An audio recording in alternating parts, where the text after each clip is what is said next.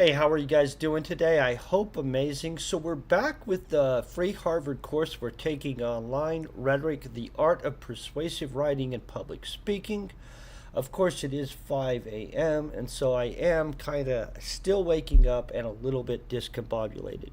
If you guys want to take one of these courses yourself or look over the amount of courses offered, I did leave a link in the description below so that you guys can go in and see what kind of courses you might want to take on your own. So we're almost done with this. I mean, not quite. We'll at least have like the rest of the week, I think. Um, and we are at module 6, just at the end of the Kennedy analysis, I believe. And so let's go over this. Key terms and concepts. Let me also get chat up, actually, now that I think of that. That might be a good idea. And then we'll go over key terms and chat concepts and stuff. Man, I hope you guys are having a great day. I think my day's pretty good. I mean, I don't know yet because I'm legitimately just as we speak waking up. But I think it's a pretty nice day. And I do have coffee going into me, and so my awakeness level will go up within minutes. Hold on one second. Looks like we do currently have chat up. That's a good sign. You guys are awesome. Okay, let's go over the terms and concepts real quick. Then we'll move forward and stuff. I believe we'll do more annotation on Kennedy's speech, but I don't know that for sure. So key terms and concepts. Style. When rhetoricians speak of style, they mean something more than just the flourishes and embellishments that enliven poetry and literary prose. Style is the skill of writing clear, concise, compelling sentences that suit an argument. It encompasses the techniques of word choice and sentence composition that enable Martin Luther King Jr.'s prose to take on the cadence and power of a declaration or a prophecy, and afforded Sarah Brady the simple clarity of a personal appeal. It also includes the vivid imagery and apt metaphors that enable an audience to see and understand. For the student of rhetoric, style is a means of persuasion, a practical and indispensable set of concerns and techniques that enable us to capture the attention of an audience and effectively communicate an idea. We have already covered some aspects of style here. We will examine them in greater depth. Okay, get ready. For elements of style, in this case, we have divided questions of style into 3 primary headings: diction, or choice of words; syntax, or the art of sentence composition; and schemes and tropes, or figures of speech. Diction, careful choice of words, is a hallmark of powerful prose. In the speeches we have seen, the choice of words has helped invoke the language of biblical prophecy, as in Margaret Chase Smith's reference to the 4 horsemen of calumny, or the language of small-town working-class life, as in Heston's Corner Bar and Grill, or language of commerce, as in in Martin Luther King Jr.'s "We refuse to believe that the Bank of Justice is bankrupt." Another key aspect of good rhetorical writing and speech is a sensitivity not just to denotive or explicit meanings of the words, but also to the connotative. Let's look that up. I know I've heard that word before, but I actually don't know if I've ever looked up the meaning of connotative. Connotative means referring to the emotional or cultural association that words or phrases evoke beyond its literal definitions. Okay.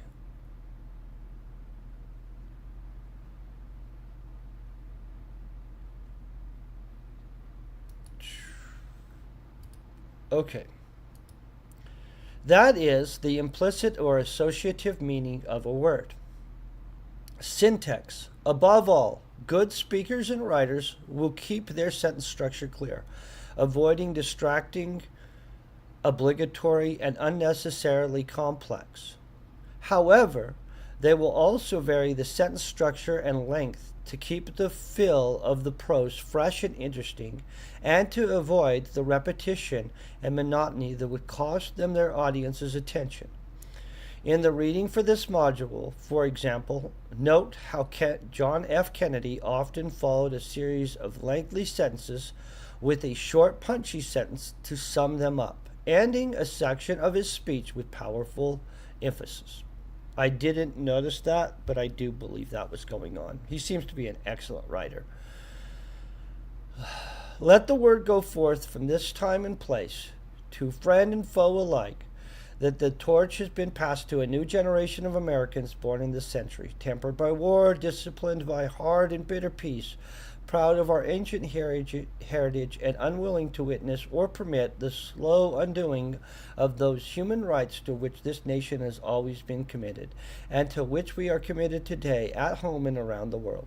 Let every nation know, whether it wishes us well or ill, that we shall pay any price, bear any burden, meet any hardship, support any friend, oppose any foe, to assure the survival and the success of liberty. This much we pledge and more. The first sentence in this passage is a full 80 words in length. A nesting doll of clauses within clauses, but contrasts the last and mere 6 words. Convey the breadth of Kennedy's commitment all the more powerfully through its brevity. Okay, let me reread that because that seemed choppy as crap. By contrast, the last, a mere 6 words, conveys the breadth of Kennedy's commitment all the more powerfully through its brevity. Coming at the end of a long list of promises that the last 2 sentences took 2 full breaths to say, swept along by the crescendo of the last sentence's accidentin, it pauses and then gestures outward to say that the United States will do even more. Okay. I don't know if I'm awake enough for this morning. Okay, let's try to move forward anyway. Figure of speech. In modules 1 and 2, we introduced you to several of the most common schemes: alliteration, assonance, and sibilants, anaphora, parallelism, accidentins, and polyaccidentins, and tropes, allusions, metaphors, and similes. We will discuss a few more here. First, the schemes. Antithesis, a pair of opposing terms in direct, I don't know this word at all, juxtaposition. Frickin', I've never seen this word before in my life. This class was an excellent one just based off of the amount of brand new words I was able to see.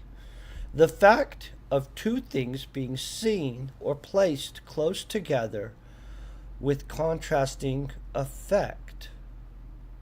Juxtaposition. Honestly, if I told a random person that this was a real word, I think they'd think I was full of crap. It's okay. We'll just move forward. Antithesis often occurs within the schemes of parallelism, which works to emphasize the opposites of the terms. It was the best of times, it was the worst of times. It was the age of wisdom, it was the age of foolishness. It was the epoch of belief, it was the epoch of incredulity. It was the season of light, it was the season of darkness. It was the spring of hope, it was the winter of despair. Charles Dickens's A Tale of Two Cities. What is the difference? Etymologically, the words mean no difference. A strange and unnatural state in which the lines blur between light and dark, dusk and dawn, crime and punishment, cruelty and compassion, good and evil. Novelist of the Holocaust survival, Elie Wiesel, I don't know how to say that, giving a speech titled The Perils of Indifference in the Millennium Lecture Series. I don't know that lecture series, guys. I'm going to just be honest. Definitely having to preview ahead. Elision or ellipsis, the omission of a word that can infer from context. Okay. As with the rivers, so with nations. What to the slave state is the 4th of July, Frederick Douglass? As with rivers, so with nations. I don't get. As with rivers, so with nations. I don't understand that, but that's cool. Children are trained in military tactics. The glory of military achievements extols in the curriculum, and the youthful mind perverted to suit the government. Okay. Anarchist Emma Goldman in a speech of the dangers of patriotism. New York, 1910. Goldman omits verbs in the last two lists items. Glory is extolled, and the youth mind is perverted. The youth mind perverted to suit the government. From mind. Okay. I mean, I don't know if that makes it better at all, just to be honest.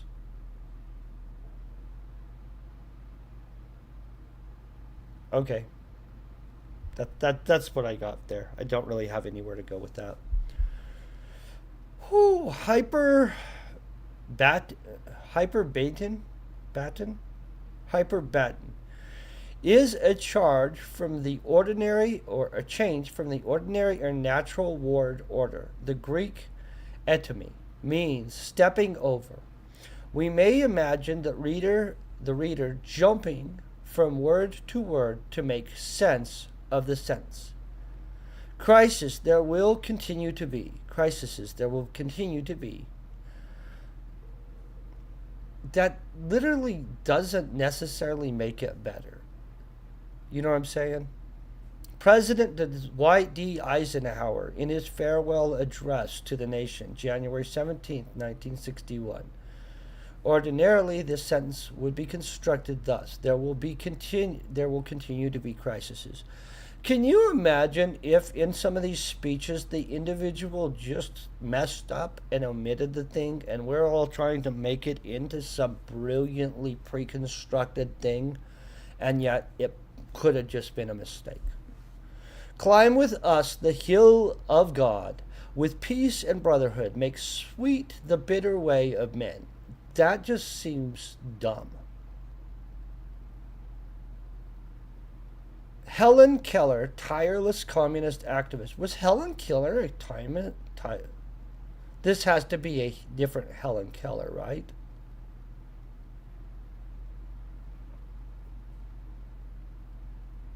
I'm going to have to look up if Helen Keller was a communist activist, or if this is a different Helen Keller.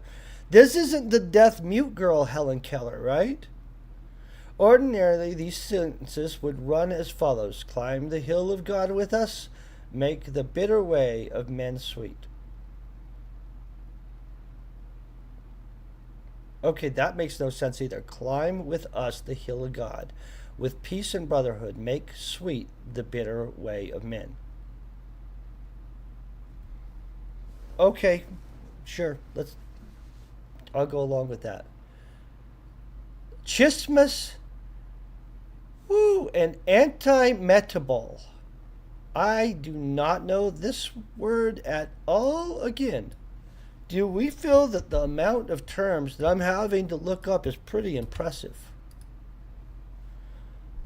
Antimetabole is a rhetorical device that involves repeating words or phrases in reverse grammatical order. Okay. Let's read it. Chasmus, love without end and without measure grace. Okay, John Milton, Paradise Lost. Antimetabole Mankind must put an end to war, or war will put an end to mankind. John F. Kennedy addressed before the United Nations General Assembly. This actually does seem improved. Like the rest of these just sound kind of like crap sentences. This absolutely makes sense. Okay. Polyptonton. And I'm probably saying that right. This kind of repetitive use of two or more different forms of the same root word. He found himself an orphan in an orphaned world. Elie Wiesel, reflecting on his experience during and after the Holocaust in his speech at the White House in April 19th of 1985. With so many guided missiles and so much misguided leadership, the stakes are extremely high. Reverend Jesse Jackson, speaking at the Democratic Party convention on July 17th, 1988, in Atlanta, Georgia. And finally, 3 new types of tropes.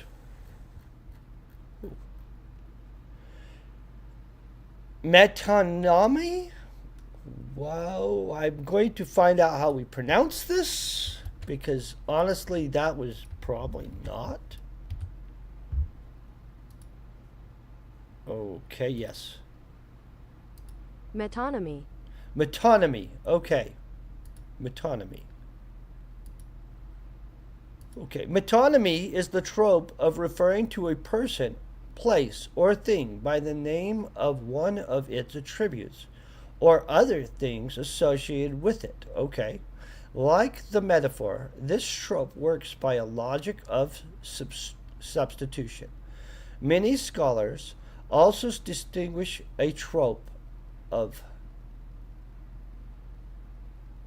Oh, God, I have no idea how to say this.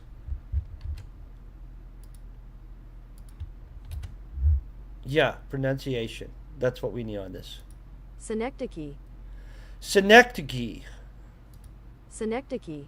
Synecdoche. Okay, synecdoche, in which a person, place, or thing is referred to by the name of one of its parts. Wait, isn't that the same thing? Attributes or things associated with it or one of its parts. Okay, synecdoche is one of its parts.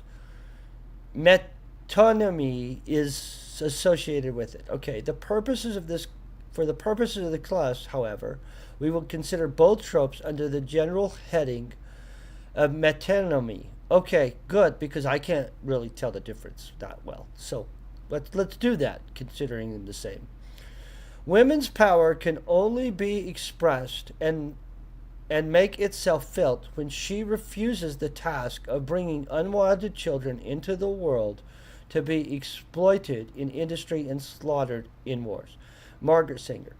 Margaret Sanger is the horrible, horrible piece of trash person that brought you mass extermination of babies through parenthood. Not the greatest person in the world. She's also a bigot and a racist. Literally one of the greatest pieces of trash that mankind has ever produced is Margaret Sanger. Margaret Sanger's a absolutely piece of trash. The men of Niagara movement. I don't know what the heck this is. I'm gonna be legit with you guys. I don't like it when we don't know what it is. Yeah, we want a definition of this.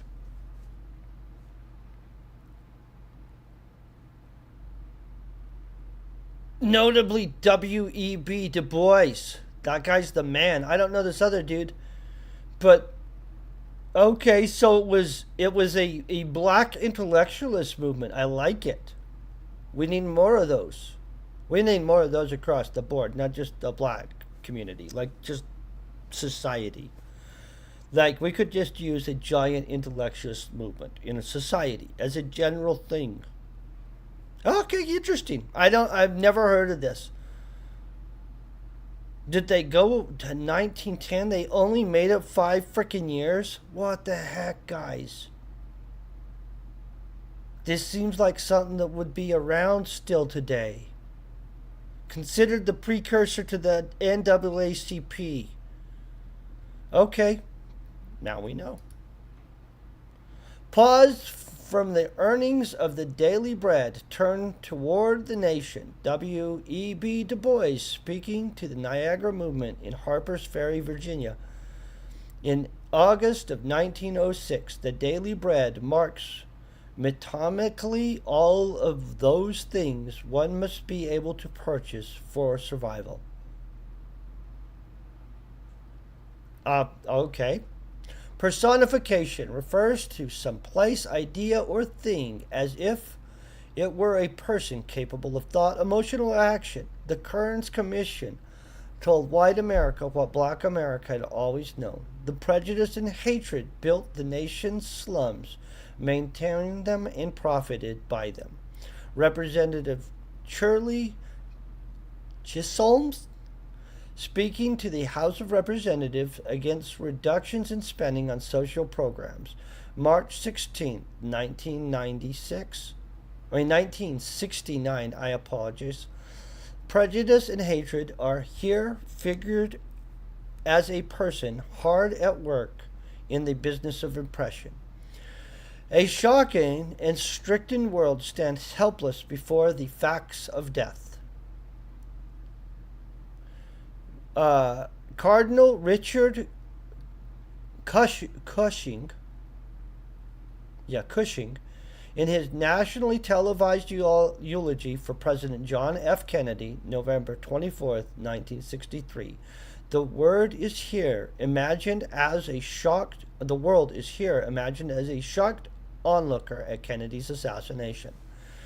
Paradox and oxymorons. These two closely related tropes work through the startling juxtaposition of apparently incompatible ideas or words.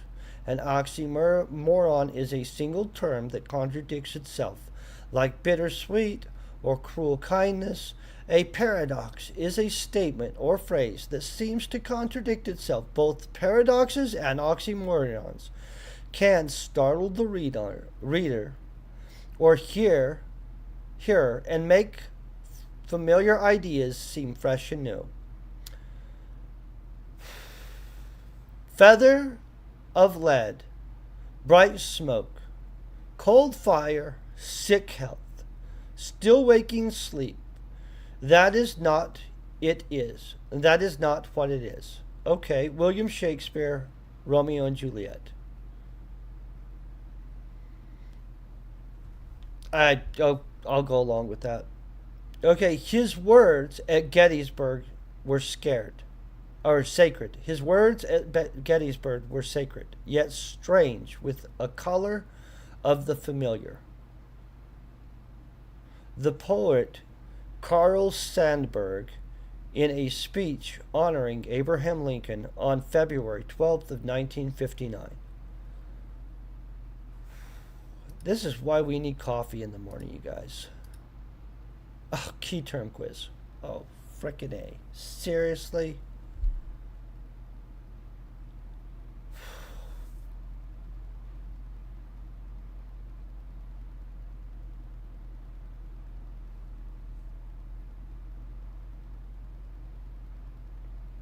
I'm not really ready for this morning.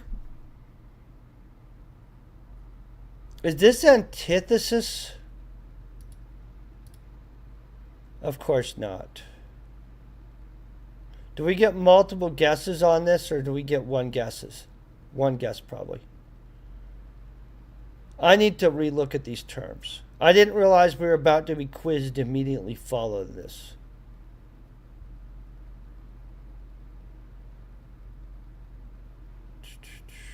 Oh, this is ungraded anyway. I don't even care. Okay, let's see. What is this? It's incorrect. Let's go back one. I'm going to have to relook at the terms. Not all victims were Jews, but all Jews were victims. Identify the scheme or the Trump. Apparently, launching those new programs can be delayed for a while. After all, it seems we have to get some missiles launched first.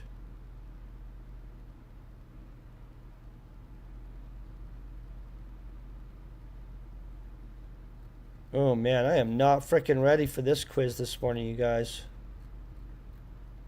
We're about to get slaughtered. I am literally didn't pay good enough attention in the last section for this crap.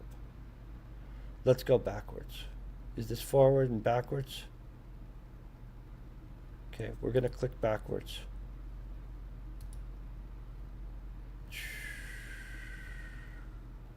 Okay.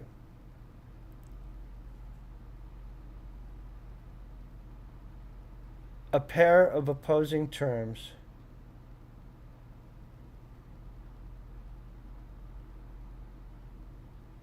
I'm not freaking feeling like a quiz this morning. Holy crap. Sorry about this.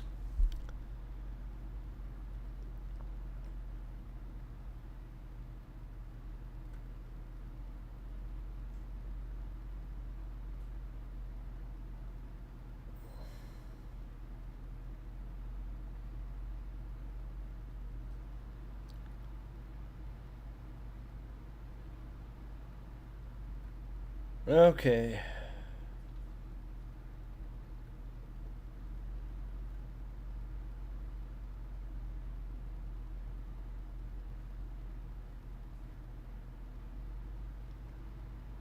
Is it this Polly Payton? It's this Polly Payton. Okay, you guys, we're going to go Polly Payton on that. Probably wrong. Freaking, how are we wrong? Let's just click until we find it at this point. Okay. I don't understand how they're going to count that as correct, but we'll let them count it. So we got 3 guesses. I could have hit show answer. Let's submit that baby. Oh man, I am freaking struggling today. So if you guys are just watching this, I guess we could just guess and tell. It's an ungraded guessing quiz. Identify the scheme or trope in the following passage. Apparently, launching those new programs can be delayed for a while. After all, it seems we have to get some missiles launched first.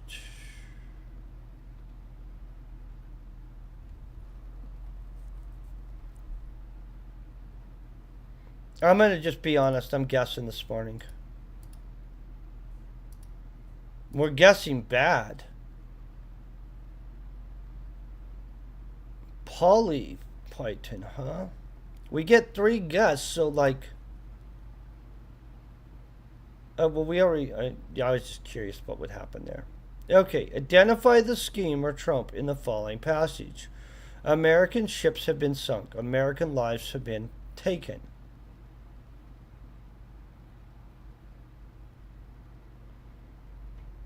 Oh, which one was it that uses the same word twice?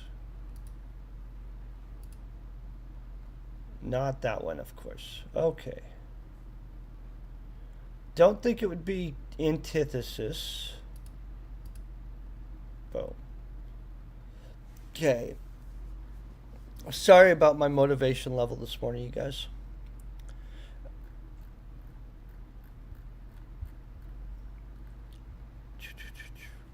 Identify the scheme or trope in the following passage. Of this fundamental work, this day is the anniversary. Okay, that's whichever one's switching the stuff around. And I don't remember which one that is right this second, just to be honest. Hyperbaton. Okay. Jesus. Okay, identify the scheme or trope in the following.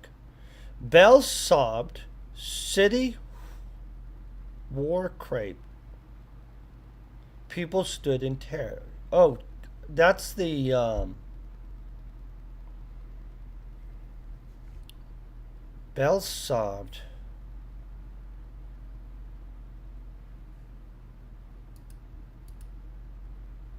Personification. Okay. Identify the scheme. 100 years later, the life... I hate that word.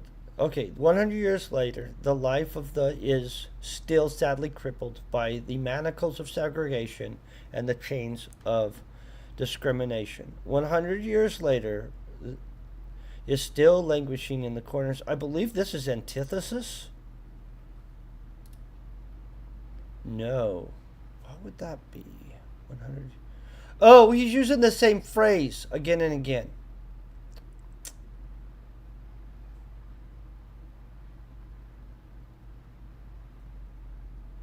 I don't think it's that, though. Metonymy. 100 years later, blah, blah, blah. Okay. Quiz 6.7, 1 grade. Okay. Identify the scheme or trope in the following passage. Each proposal must be weighed in the light of a broader consideration. The need to maintain the balance in and among national programs, balance between the clearly necessary and the comfortably desired, the balance between our essential requirements as a nation and the duty imposed by the nation upon the individual, the balance between actions of the moment and the national welfare of the future. President Eisenhower.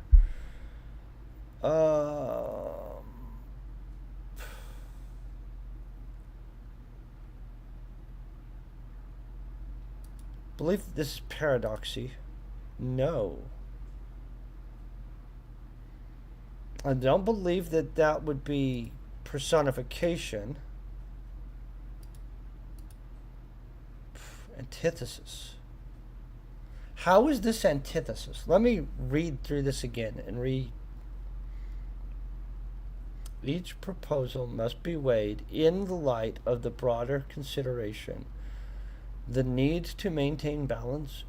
I don't understand how that's antithesis, but I might just misunderstand antithesis.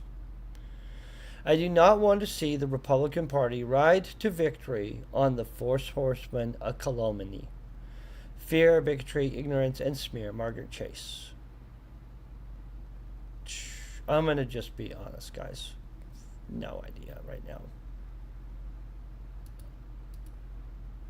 Okay, good to know, because that was literally a guess. You have been the veteran of creative suffering. Veterans of creative suffering, Dr. Martin Luther King. I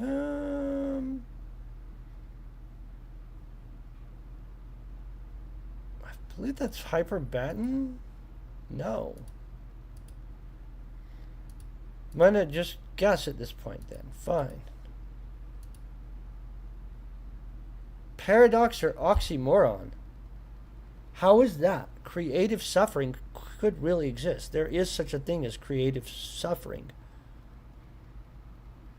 I don't feel that that's an oxymoron at all. Oh, it's still incorrected.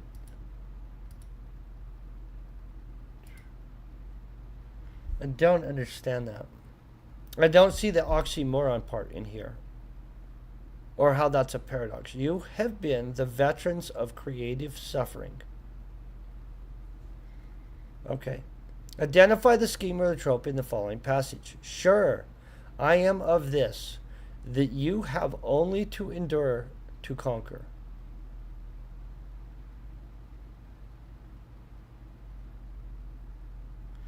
Okay, that's the one where you flip everything up backwards. I think that is the ellipsis. No, of course not. Why not? Okay, well, to any of you guys watching this and taking the quiz at the same time, I hope my answers help you out in knocking this out fast and accurately. That just whipped my butt, you guys. I'm going to just be honest. Analysis. Oh... You guys, I'm going to be honest. I would rather take up this analysis of a new thing tomorrow fresh. I don't want to analyze or annotate or watch an entire speech this morning and try to get an annotation out. I'd rather like to watch this fresh tomorrow morning, be able to look back over this last section, which obviously I did not understand to the level that I thought I did, because we just misused the shit out of every one of those words badly. And so, before we move on to this section right here and move forward, I'm going to take and watch some more of the lecture classes. I still haven't finished through all of them. And re review these words so that I have a better grasp on them. Because that quiz just did hand me 100% getting my butt kicked on it. And I don't like moving forward when we know that we clearly don't understand the material to the level I should. And so I'm going to probably take a little bit of time and review through that stuff. Tomorrow morning, we will pick right back up here. We'll annotate through this, whatever speech they're wanting to have us listen to next. Um, I assume it's Kennedy's speech again. Literally, I wouldn't want to annotate somebody's speech and try to use words that we obviously don't have a complete grasp of yet. And so, thank you guys very much for hanging out and having coffee this morning. I do hope you have a great rest of your day, and I look forward to seeing you either later on when I'm video gaming, streaming, or tomorrow morning. You guys